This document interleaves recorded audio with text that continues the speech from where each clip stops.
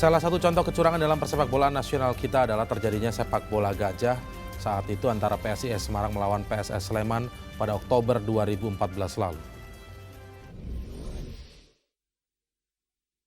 Kasus sepak bola gajah yang kembali menodai kompetisi sepak bola di Indonesia berakhir dengan hukuman diskualifikasi bagi dua klub yang terlibat, yakni PSSS Sleman dan PSIS Semarang. Hukuman ini diharapkan dapat menjadi pembelajaran bagi klub-klub profesional di Indonesia agar tidak melakukan hal-hal yang tidak terpuji. Meski bisa menerima hukuman tersebut, namun Wali Kota Semarang Hendrar Supardi menyatakan tetap akan melakukan klarifikasi dan menempuh usaha banding dengan Komdis PSSI di Jakarta. Hendrar menyebut masalah dana dan nasib para pemain serta pelatih yang menjadi pertimbangan dirinya untuk menempuh jalur banding. Kalaupun masih belum final, barangkali ada hal-hal lain yang didenda, dikenain sanksi berapa kali pertandingan tidak ada penonton, saya rasa itu kan lebih bijak gitu. Tapi kalau tiba-tiba didiskualifikasi lah, ini seolah-olah perjalanan dari awal sampai sekarang ini nggak dihargai sama sekali. Kecewaan di situs Twitter pun kini marak mengomentari peristiwa memalukan tersebut. Ada yang menyatakan kecewa, namun ada juga yang bernada membela karena sepak bola gajah lebih dipengaruhi oleh adanya mafia sepak bola. Dari Semarang, Jawa Tengah, Endang Istanti, Metro TV. Ya, kita lanjutkan perbincangan di Prime Time. Saya lanjutkan ke Pak Gatot sekarang. Pak Gatot, kalau tadi yang dikatakan oleh Bang Aristo adalah tidak ingin memasuki soal ranah eksekutifnya, pertemuan kemarin apapun yang terjadi di situ. Tapi yang pasti dalam PT UN ini sudah jelas ada putusan sela, tidak perlu lagi dipertimbangkan lagi memikirkan opsi-opsi ini, langsung saja dijalankan saja putusan dari pengadilan. Bagaimana? Baik, itu haknya Mas Aristo ya dari PSSI untuk mengatakan seperti itu, bahwa itu adalah ranah yang terpisah. Itu betul. Bahkan Presiden pun pada saat mengatakan kepada Pak Menpora, pada kami itu juga mengatakan itu sesuatu yang berbeda.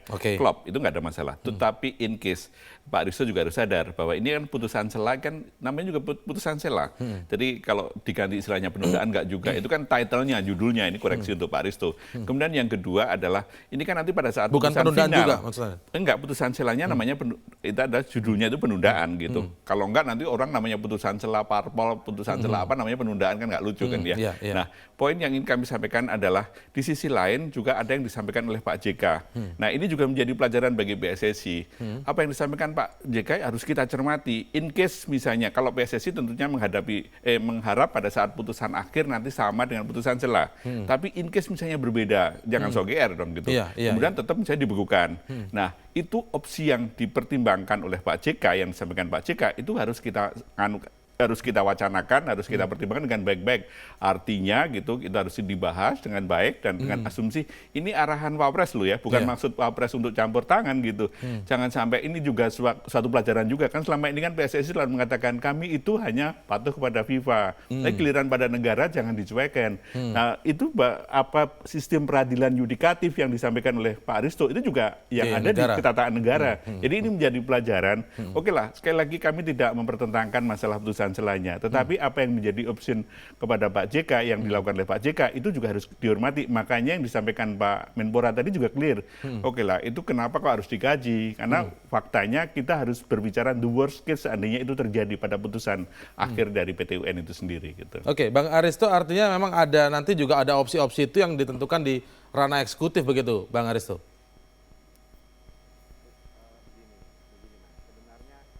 Halo? Kita sebenarnya PSSI tidak mencari menang dan kalah. Baik, kami rupanya memiliki masalah. Ada sedikit gangguan dengan Bang Aristo. Bang Aristo, mohon maaf, suaranya tidak terdengar oleh kami di sini. Tapi saya kembali ke Pak Gatot terlebih dahulu sambil memperbaiki audio dari Bang Aristo. Kalau misalnya nanti kemudian putusan selanya ternyata berbeda dengan apa opsi yang dibahas. Katanya ada opsi revisi begitu ya.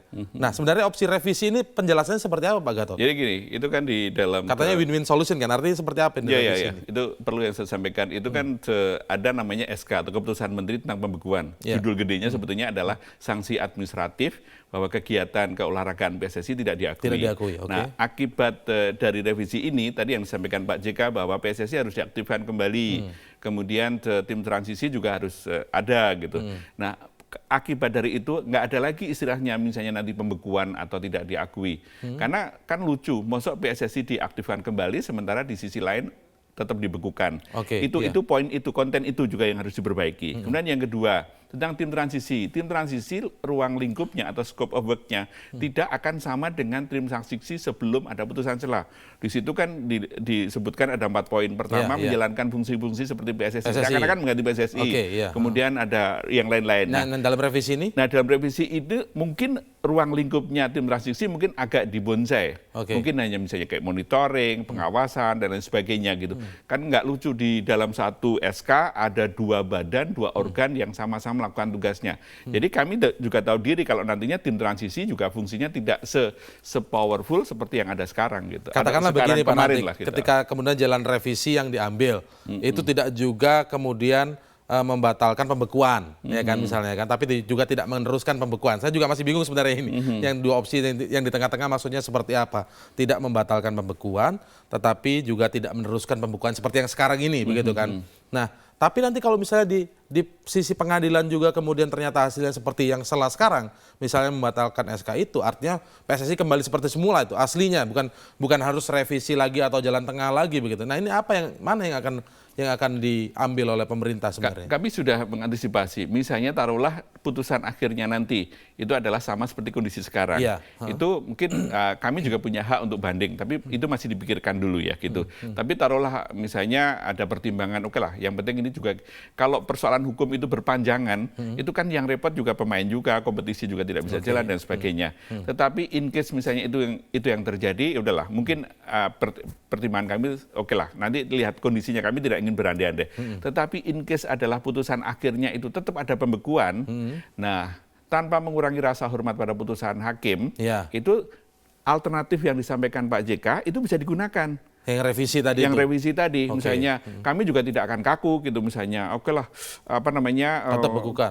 Tetap dibekukan enggak? Oke, pembekuannya adalah direvisi seperti yang saya ceritakan tadi, ada tim transisi yang juga mungkin direvisi fungsinya, kemudian ada PSSI tetap hidup kembali. Gitu. PSSI intinya hidup kembali begitu, iya, jadi gitu. setelah, walaupun pengertian revisi itu PSSI tetap hidup kembali. Iya. Walaupun tetap ada tim transisi di dalamnya. Iya, karena poinnya adalah. Nah itu kan kemudian kalau dipertanyakan akar masalah dulu saat pembekuan, kan akar masalahnya adalah ketika PSSI tidak mematuhi BOPI yang kemudian tidak karena faktor ada dualisme di 2 klub sepak bola, itu gimana menjelaskannya ke masyarakat, ke publik kalau kemudian PSSI hidup lagi, padahal semangatnya menjatuhkan sanksi kan karena itu. Saya salut pada Mas Indra, masih hafal sekali itu. Jadi poinnya, oke lah, kami tidak ingin kembali ke masa lalu, bahwa itu adalah simpul akar pada saat kami menurunkan SP1, SP2, SP3 gitu ya. Nanti akan kami jelaskan pada publik, oke lah, kami tidak akan kembali ke masa lalu, tapi the next-nya, win-win solusinya, ini kan kami juga nggak mau egois kan. Oke lah, ini bahwasanya bukan masalah tekanan juga, tapi ujungnya apa karena takut yang 29 Mei itu nanti akan di-ban oleh FIFA? Saya kira kalau itu tidak perlu takut. Kenapa? Karena harusnya begitu kemarin diputuskan oleh PT UN, PSSI harus melaporkan kepada FIFA. Apalagi di sana ada Pak Nyala, dan di sana harus melaporkan FIFA ini kondisi yang konstruktif, yang kondusif di PSSI sudah berlangsung. Karena kalau misalnya ya siapa sih yang mengharapkan di-ban? Jangan sampai terjadi. Kalau sampai di-ban ya kita udah berusaha untuk menghindari. Baik, jadi janjinya nanti menjelaskan ke masyarakat tentang kalau misalnya PSSI hidup lagi, bagaimana kemudian sanksi-sanksi yang sebelumnya dijatuhkan. Tanpa maksud untuk melanggar peraturan. Baik, terima kasih untuk sementara waktu ini. Pak Gatot telah bergabung bersama kami di Prime Time News. Sayang sekali Bang Aris itu tadi ada masalah komunikasi secara audio, tapi lain kali mungkin kita akan sambung lagi. Terima kasih Bang Aristo Pangaribuan. Selamat malam, Pak Gatot. Dan saat lagi Prime Time News akan hadir dengan informasi KPK kembali kalah dalam sidang pra-peradilan. Informasinya saat lagi.